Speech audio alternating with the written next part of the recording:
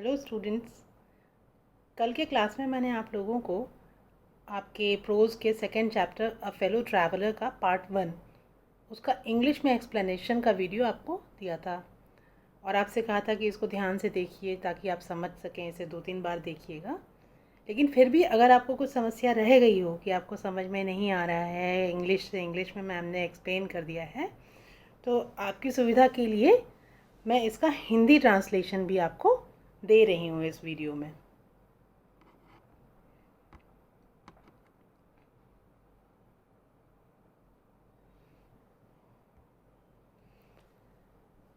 I do not know which of us got into the carriage first. Indeed, I did not know he was in the carriage at all for some time. कल मैंने आपको बताया था कि इसके author हैं A.G. Gardiner. वो train में ट्रैवल कर रहे हैं तो वो कह रहे हैं कि आई डू नॉट नो, मुझे नहीं पता कि कौन उस रेलगाड़ी के डब्बे में, कैरेज मतलब रेलगाड़ी के डब्बे में पहले आया। इंडीड, इंडीड माने वास्तव में। I did not know he was in the carriage at all for some time. कुछ समय तक तो मुझे ये पता ही नहीं था कि वो कैरेज में है भी। It was the last train from London to a Midland town. London से एक मिडलैंड टाउन में जाने वाली ये आखिरी ट्रेन थी। अ स्टॉपिंग ट्रेन जो हर स्टेशन पर रुक रही थी। एन इनफाइनाइटली लेजरली ट्रेन, बहुत ही धीरे धीरे आराम आराम से चलने वाली ट्रेन। लेजरली माने आराम से, धीरे धीरे चलने वाली। One of those trains which gave you an understanding of eternity, एक ऐसी ट्रेन जो कि आपको ये एहसास कराए कि एक अंतहीन यात्रा होती क्या चीज़ है। It was tolerably full when it started, जब ये यात्रा प्रारंभ हुई, जब ये ट्रेन लंदन से चली तो ये भरी हुई थी, डब्बा ठीक ठाक भरा हुआ था। But as we stopped at suburban stations, the travelers alighted in ones and twos. Suburban माने जो कस्बे हैं, लंदन से बाहर के जो कस्बे हैं, उन पे जहाँ जहाँ ट्रेन रुकती थी वहाँ इक्का दुक्का पैसेंजर्स उतरते थे। And by the time we had left the outer ring of London, जो बाहरी क्षेत्र है लंदन का, जब हमने उसको छोड़ा, left behind, I was alone, मैं अकेला बचा। और rather I thought I was alone, या फिर ये कह सकते हैं कि मैं सोच रहा था कि मैं अकेला हूँ, वास्तव में ऐसा नहीं था कि मैं अकेला हूँ। There is a pleasant sense of freedom about being alone in a carriage. एक बहुत ही प्लेजेंट मतलब सुखद आभास है आज़ादी का यदि आप अकेले किसी ट्रेन के डब्बे में सफ़र कर रहे हैं। That is jolting noisily through the night, जो कि रात में आवाज़ करता हुआ, धड़धड़ाता हुआ चला जा रहा है। It is liberty and unrestraint in a very agreeable form. ये आज़ादी और हर तरह के अंकुश से मुक्ति है। बहुत ही अग्रीबल माने जो कि बड़ा पसंद आए, ऐसे ऐसे तरीके से आपको आज़ादी मिली जो आपको बहुत अच्छी लगेगी। You can do any thing you like, आप ऐसा कुछ भी कर सकते हैं जो आपको पसंद हो। You can talk to yourself as loud as you please, जितना आपके मन करे। As loud as you please मतलब जितना चाहे, जितना मन करे उतनी तेज़ तेज़ अपने से बात कीजिए। No one will hear you, कोई आपको सुनेगा नहीं। You can have that argument out with Jones. Jones यहाँ पे एक इमेजिनरी पर्सन है। अगर मान लीजिए कोई जोन्स व्यक्ति है जिससे आपको झगड़ा करना था, किसी बात पे आर्ग्यूमेंट है, बहस करनी थी, वो आज आप काल्पनिक रूप से उससे बहस करिए बैठ के। And roll him triumphantly in the dust, विजयी भाव से उसे आप धूल चटा दीजिए। Roll him in the dust means धूल चटा दीजिए उसे विजयी भाव से, without fear of counter stroke. और आपको डरने की आवश्यकता नहीं है कि वो प्रतिघात करेगा, पलट के वार करेगा। You can stand on your head, आप अपने सिर पे खड़े हो सकते हैं, सिर के बल खड़े हो जाइए। And no one will see you, कोई नहीं देखेगा। यू कैन सिंग और डांस अ 2 स्टेप, आप थोड़ा बहुत नाच भी सकते हैं या गा सकते हैं। और प्रैक्टिस अ गोल्फ स्ट्रोक, या फिर गोल्फ के स्ट्रोक की प्रैक्टिस कर सकते हैं। और play marbles on the floor without let or hindrance, बिना किसी रोक टोक के आप उसके फर्श पर, डिब्बे के फर्श पर कंचे खेल सकते हैं। मार्बल्स माने कंचे। You can open the window और शट इट, आप खिड़की को खोल सकते हैं या बंद कर सकते हैं। विदाउट प्रोवोकिंग अ प्रोटेस्ट, और आप किसी को विद्रोह के लिए उकसाएंगे नहीं। कोई भी आपका विरोध करने के लिए ये नहीं है कि आप किसी को उकसा दें अगर खिड़की बंद करेंगे, खोलेंगे। ट्रेन में यात्रा करते हैं तो अक्सर हमें ये सोच के चलना पड़ता है कि सामने वाला मना तो नहीं करेगा, लेकिन यहाँ सोचने की ज़रूरत नहीं, कोई है ही नहीं। You can open both Windows और शट बोथ, आप दोनों खिड़की खोल सकते हैं या दोनों बंद कर सकते हैं. Indeed, you can go on opening them and shutting them as a sort of festival of freedom. वास्तव में आप इनको खोल सकते हैं, बंद कर सकते हैं, लगातार खोलिए बंद करिए, as a sort of festival of freedom, एक आज़ादी के उत्सव की तरह से मनाइए. You can have any corner you choose. आप डब्बे के किसी भी कोने में चाहें बैठिए जाके, and try all of them in turn. अब बारी बारी सब में जाके बैठिए. आपने टिकट किसी का भी खरीदा है, लेकिन आप कहीं भी बैठिए, किसी भी सीट पे, किसी भी कोने में. You can lie at full length on the cushions. जो सीट है, कुशंस मतलब गद्दीदार जो सीट है, उस पर आप पूरे लेट जाइए. तो 3 लोगों के लिए या 2 लोगों के लिए सीट है, लेकिन आप पूरे लेटिए आराम से. And enjoy the luxury of breaking the regulations. और जितने भी रेगुलेशंस, जितने भी नियम कायदे हैं, उनको तोड़ने की जो लग्जरी है, जो आज़ादी है, उसका लुत्फ़ उठाइए. And possibly the heart of DORA, डोरा हर्सेल्फ. यहाँ पे डोरा जो है एक पन है, श्लेष अलंकार है, क्योंकि यहाँ पे डोरा के 2 अर्थ हैं. DORA डोरा, तो एक तो लड़की का नाम हो गया, दूसरा DORA डिफेंस ऑफ रील मैक्ट, जो एक बहुत ही कठोर कानून था.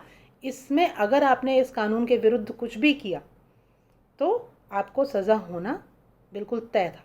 लेकिन अगर आप इस ट्रेन के डब्बे में ऐसा कुछ करते हैं जो कि डिफेंस ऑफ रील एक्ट के अनुसार नहीं करना है, तो भी आप उससे बच जाएंगे. या फिर अगर डोरा कोई लड़की है तो आप उसकी नापसंद का कोई कार्य कर सकते हैं वहाँ पर. ओनली डोरा will not know that her heart is broken. और डोरा को ये पता भी नहीं चलेगा कि उसके विरुद्ध का ही कार्य हो गया. DORA डोरा मतलब यहाँ पे कानून है. कानून के रक्षकों को ये मालूम ही नहीं चलेगा कि कानून टूट गया. या फिर डोरा को भी ये पता नहीं चलेगा कि उसके मन मुताबिक जो काम था, जो वो चाहती थी, वो ना होके उसके विरुद्ध कुछ काम हो गया है. उसका दिल टूट चुका है, उसे पता ही नहीं चलेगा. यू हैव एस्केप्ड इवन डोरा. आप इस कठोर कानून से भी बच गए. अब ऑथर ने इतनी सारी चीज़ें बताई आपको कि ये कर सकते थे. इतनी चीज़ें हैं जो प्लेजेंट सेंस ऑफ फ्रीडम है, बहुत ही सुखद एहसास है आज़ादी का. उसमें हम क्या क्या कर सकते हैं जब ट्रेन के डब्बे में हम अकेले हों. लेकिन वो साथ में कहते हैं, ऑन दिस नाइट, इस रात में जब मैं सफ़र कर रहा था, I did not do any of these things. मैंने ऐसा कुछ भी नहीं किया. They did not happen to occur to me. मुझे इसका ख्याल ही नहीं आया. Happen to occur to me मतलब ख्याल आना, मुझे ख्याल ही नहीं आया. What I did was much more ordinary. जो मैंने किया वो और भी अधिक सामान्य था. When the last of my fellow passengers had gone. जब मेरा अंतिम सहयात्री चला गया, I put down my paper. मैंने अपना पेपर रखा. Stretched my arms and my legs. मैंने अपने हाथ पैर खींच के अंगड़ाई ली. स्टूड अप, खड़ा हुआ. And looked out of the window. और खिड़की में से बाहर देखने लगा. ऑन द काम समर नाइट, जो एक शांत सी ग्रीष्म ऋतु की रात्रि थी, उसको मैं देख रहा था. Through which I was journeying, जिस रात्रि में मैं यात्रा कर रहा था.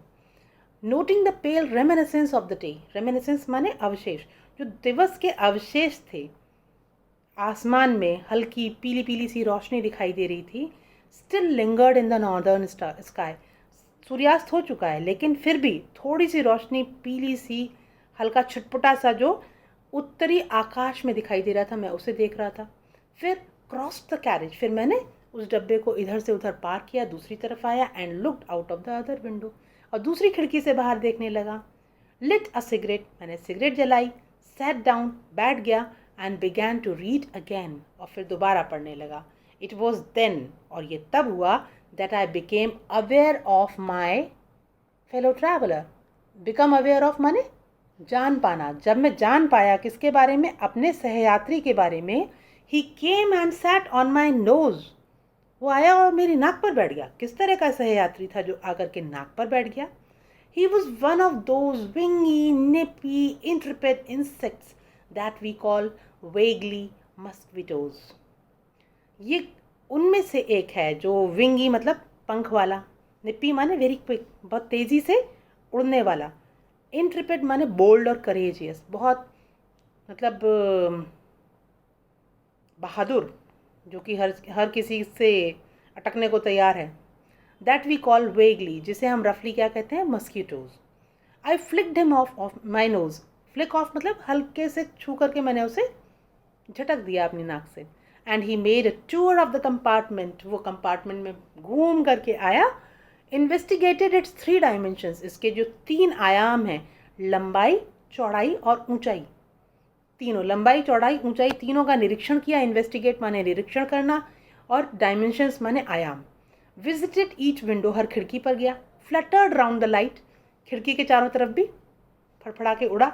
डिसाइडेड, फिर उसने निर्णय किया, that there was nothing so interesting as that large animal in the corner, कि जो कोने में बैठा हुआ ये बड़ा विशालकाय जानवर है, मनुष्य भी एक जानवर है, तो ये जो बड़ा विशालकाय जानवर बैठा है कोने में, इससे ज़्यादा इंटरेस्टिंग, इससे ज़्यादा रुचिकर मनोरंजक चीज़ कोई पूरे डिब्बे में नहीं है। केम, ये निर्णय करके, came and had a look at my neck, आकर के मेरी गर्दन को देखने लगा। I flicked him off again, मैंने उसे दोबारा उड़ा दिया, ऐसे करके। ही स्किप्ड अवे, वो हल्का सा फुदक के उड़ गया। And took another John round the compartment, फिर उसने एक मज़े के लिए यात्रा की, छोटी सी पूरे डब्बे में। रिटर्न, लौटा, and seated himself impudently on the back of my hand, और बड़ी ढिठाई के साथ मेरे हाथ के पीछे आकर के बैठ गया। आई सेड, अब मैंने क्या कहा, इट इज़ इनफ, बहुत हो गया। Magnanimity has its limits, magnanimity माने सहृदयता, दया, इसकी भी कोई हद होती है। Twice you have been warned, मैंने तुम्हें 2 बार चेतावनी दे दी है। वॉर्न मतलब चेतावनी देना। That I am someone in particular, मैं कोई विशेष व्यक्ति हूँ, व्यक्ति विशेष हूँ। That my august person resents the tickling impertinence of strangers, कि मेरा जो ऑगस्ट पर्सन, जो सम्मानित व्यक्तित्व है मेरा, रिजल्ट्स माने पसंद नहीं करता है, टिकलिंग माने गुदगुदी करने वाली जो ये टच है, जो बेहुदा टच है, गुदगुदी करने वाला अजनबियों का, ये मुझे पसंद नहीं है। मैं एक सम्मानित व्यक्ति हूँ। I assume the black cap, अब मैं ब्लैक कैप धारण करता हूँ। ब्लैक कैप धारण करना एक फॉर्मल एक्सप्रेशन है जिसका अर्थ है मृत्युदंड देना। इंग्लैंड में ये मतलब रवायत थी एक, कि जब जजेस मृत्युदंड सुनाते थे तो वो एक काले रंग का चौकोर कपड़ा होता था, उसको सर पे धारण करते थे। तो वही कह रहे हैं कि मैं अब जज के रूप में हूँ और मैं तुम्हें मृत्युदंड देने वाला हूँ। I assume the black cap का मतलब है कि मैं अब तुमको मृत्युदंड देने वाला हूँ। I condemn you to death, मैं तुम्हें मृत्युदंड सुनाता हूँ। जस्टिस डिमांड्स इट, न्याय की मांग है ये। अब कैसे न्याय की मांग है ये आगे बताएंगे। And the court awards it, और कोर्ट जो है वो अदालत इसकी अनुमति देती है। अवॉर्ड करना मतलब कि मृत्युदंड की अनुमति देती है। The counts against you are many, बहुत से, काउंट्स मतलब चार्ज, आरोप तुम्हारे खिलाफ बहुत हैं। यू आर अ वैग्रेंट, तुम एक आवारा हो। यू आर, वैग्रेंट माने आवारा, जो व्यक्ति बिना घर बार का, बिना कमाई के साधन का हो, भटकता हो इधर से उधर। You are a public nuisance, तुम आम जनता के लिए परेशानी का कारण हो। न्यूसेंस माने परेशानी। You are travelling without a ticket, तुम बिना टिकट यात्रा कर रहे हो। You have no meat coupon, meat खाने का परमिट तुम्हारे पास नहीं है, लेकिन तुम मीट खा रहे हो। किसी भी व्यक्ति को काट काट करके तुम उसमें से मीट खाते रहते हो, ब्लड सक करते रहते हो, बिना परमिशन के, बिना परमिट के। For these and many other misdemeanours you are about to die, इन कारणों से, इन आरोपों के कारण और भी कई छोटे मोटे अपराध तुमने किए हैं जिनके कारण, मिसडिमीनर्स माने छोटे मोटे अपराध, for which you are about to die, जिनके कारण तुम अब मरने वाले हो। अबाउट टू माने वाले हो, क्या, मरने वाले हो। अब मृत्युदंड सुना दिया, अब मृत्युदंड देना है, तो उन्होंने क्या किया, I struck a swift lethal blow with my right hand, मैंने अपने दाएं हाथ से बहुत तेज, लेथल मतलब घातक प्रहार किया। स्विफ्ट माने तेज और लेथल माने घातक, प्राणघातक प्रहार किया। ही डॉस्ड द अटैक, डॉश मतलब अपने को बचा लिया उसने उस अटैक से। विद एन इंसोलेंट ईज, बहुत ही आसानी से, जो कि इंसोलेंट थी। इंसोलेंट माने होता है कि धृष्टतापूर्ण। एंड ह्यूमिलिएटेड मी, और मेरे को उसने शर्मिंदा कर दिया, मेरे गर्व को चूर कर दिया उसने। मैंने उसे मृत्युदंड दिया, वो बच गया। क्यों क्यों उनका गर्व चूर हो गया? क्योंकि वो अभी तक ये समझ रहे थे कि ये तो तुच्छ मच्छर है, मैं मनुष्य हूँ, मैं इतना ताकतवर हूँ, इतना बड़ा हूँ, तो मृत्युदंड दूंगा तो ये मर जाएगा। लेकिन वो तो बच गया। My personal vanity was aroused. मेरी जो वैनिटी, मेरा जो ईगो है, अहंकार, उसने सर उठा लिया। आई लंज्ड एट हिम। मैं उस पर टूट पड़ा। With my hand, with my paper, मैंने अपना हाथ, अपना पेपर सब इस्तेमाल किया उसको मारने के लिए। I jumped on the seat. मैं सीट पर कूदने लगा। And pursued him round the lamp. और लैम्प के चारों तरफ चक्कर लगाया उसको उसका पीछा करते हुए। I adopted the tactics of feline cunning. Feline मतलब बिल्ली जैसी, कनिंग मतलब चतुराई भरे तरीके, तौर तरीके। टैक्टिक्स मतलब ऐसे तरीके, चतुराई भरे तरीके मैंने, जो बिल्ली जैसे शिकार करती है ना, पहले ही बैठी रहेगी, चुपचाप देखती रहेगी। जब वो चूहा उसके एकदम नज़दीक आ जाएगा, उसको तब तक पता ही नहीं चलने देगी और फिर बड़ी तेज़ी से झपट्टा मारेगी। तो वो सब मैंने किया। Waiting till he had अलाइटेड। जब तक वो नीचे उतर के कहीं बैठ जाता तब तक मैं इंतज़ार करता। Approaching with horrible stealthiness. फिर बहुत ही अधिक चुपचाप, धीरे धीरे, गुपचुप तरीके से मैं उसके पास जाता। Striking with a sudden and terrible swiftness. और फिर मैं स्ट्राइक करता, प्रहार करता। सडन माने अचानक, टेरिबल स्विफ्टनेस माने बहुत अधिक तेज़ी से उस पर प्रहार करता था। अब मैंने ये कुछ क्वेश्चंस आपके साथ शेयर किए हैं, इनको भी देख लीजिए। अभी इतना आधा लेसन आपका हो गया है। अगले वीडियो में दूसरा पार्ट भी आपको मिल जाएगा, तो उसको भी समझने का प्रयास कीजिएगा। चैप्टर बहुत इंटरेस्टिंग है, इसको ज़रूर पढ़िए पूरा, बहुत अच्छा लगेगा आपको। और इसमें कुछ क्वेश्चंस हैं जो कि इस पार्ट को पढ़ने के बाद आप आंसर करने की कोशिश करिए। Give a brief description of the train mister A.G. Gardiner was travelling by. उस ट्रेन को डिस्क्राइब करना है जिससे कि मिस्टर A.G. गार्डिनर ट्रैवल कर रहे थे। What according to A.G. Gardiner are the advantages मतलब लाभ, of traveling alone in a railway compartment? Railway compartment में अकेले यात्रा करने का क्या लाभ है A.G. गार्डिनर के अनुसार? क्या क्या कर सकते हैं, कितना एंजॉय कर सकते हैं जब आप अकेले हैं ट्रेन में? Who was the author's fellow traveler? ये जो लेखक थे उनके सहयात्री कौन थे? When did the author become aware of its presence? उनके उपस्थिति का एहसास ऑथर को कब हुआ? What did the author do when he was left alone in the railway compartment? Author ने क्या किया जब वो अकेले रह गए रेलवे कंपार्टमेंट में? उन्होंने कहा तो बहुत सारी चीज़ें थी, ये कर सकते हैं, ये कर सकते हैं, ये कर सकते हैं, लेकिन उन्होंने किया क्या? यहाँ क्वेश्चन ये है। अब इसे वोकैबुलरी के लिए भी आपके हैं एक्सरसाइज यहाँ पे। फिल इन द ब्लैंक्स है with the words and phrases given in the bracket. Suitable word आपको fill up करना है। I do not know which of us got into the dash first. हम में से कौन पहले अंदर आया इस रेलगाड़ी के डब्बे में, हमें नहीं पता। तो यहाँ पे आपको बताना है इसमें कौन सा वर्ड आएगा। I was alone और dash I thought I was alone, इसमें probably, perhaps, rather, इसमें से कौन सा वर्ड आएगा? चैप्टर में दिए हुए हैं ये वर्ड्स, चैप्टर में से ही लिए गए हैं, लेकिन जब आप फिलअप करें तो ये ध्यान रखिएगा कि आपको अर्थ समझ में आना चाहिए कि हमने ये वर्ड फिलअप तो किया, इसका अर्थ क्या है। There is a dash sense of freedom about being alone in the railway compartment. यहाँ एक सेंस ऑफ फ्रीडम है अकेले होने में। एक रेलवे कंपार्टमेंट में आप अकेले हैं तो उसमें एक सेंस ऑफ फ्रीडम है। कैसी सेंस ऑफ फ्रीडम है? प्लेजेंट, हैप्पी या रिपल्सिव? यू कैन ओपन और shut the window without provoking a dash. Argument, protest और पर्सन, इसमें से कौन सा वर्ड यहाँ पर आएगा? टेक्स्ट आपको मैंने दिया हुआ है ना, इसमें आप पीछे देखेंगे, पढ़ेंगे तो आपको समझ में आएगा कि कौन सा वर्ड इसमें आना है।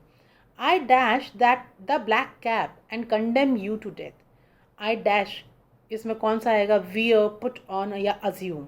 इन तीनों के मीनिंग लगभग सेम है, लेकिन यहाँ एक स्पेशल मीनिंग है जिसके कारण एक वर्ड है पर्टिकुलर जो आएगा, दूसरे नहीं आएंगे।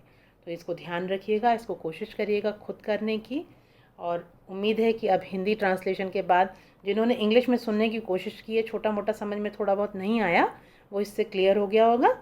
और आगे भी ध्यान रखिएगा कि इंग्लिश अगर आपको मिलता है एक्सप्लेनेशन किसी का, तो उससे भागना नहीं है, उसका सामना करना है, उसको समझने की कोशिश करनी है। बेटा अंग्रेज़ी जो है एक जीवंत भाषा है और भाषा को आप उससे भाग के नहीं सीख सकते, उसका इस्तेमाल करके सीख सकते हैं। उसे सुनिए, उसको लिखिए, उसको पढ़िए, उसको उसको बोलिए। हमने भी ऐसे ही सीखी है, हम चाहते हैं आप भी ऐसे ही सीखें।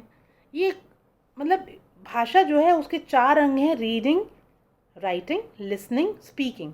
इन चारों को जब तक आप नहीं सीखेंगे तब तक आप कंप्लीटनेस में भाषा को नहीं सीख रहे हैं। तो सिर्फ लिखना, याद करना भाषा को सीखना नहीं है। जब आप उसको बोलने लगेंगे और लिखने लगेंगे, अपने आप सोच के अपने विचारों को प्रकट करने लगेंगे उस भाषा में, तब पता चलेगा कि आपने भाषा को सीख लिया है। इसलिए अंग्रेज़ी एक्सप्लेनेशन से डरना नहीं है, बहादुर बच्चे की तरह उसका सामना करना है और उसको समझ के ही मानना है। हम भी आपको हेल्प करेंगे, थोड़ा बहुत हिंदी में भी समझाएंगे, आपको हतोत्साहित नहीं करना है। सब्जेक्ट मैटर समझने में हम आपकी हेल्प करने के लिए यहाँ पर है ना, परेशान नहीं होना है बिल्कुल भी। ठीक है, इस वीडियो को ध्यान से देखा आपने, समझा। अब आप लोग बहुत ध्यान से इसके क्वेश्चन आंसर्स भी कर लीजिएगा। अगले वीडियो में फिर मिलते हैं। नमस्कार।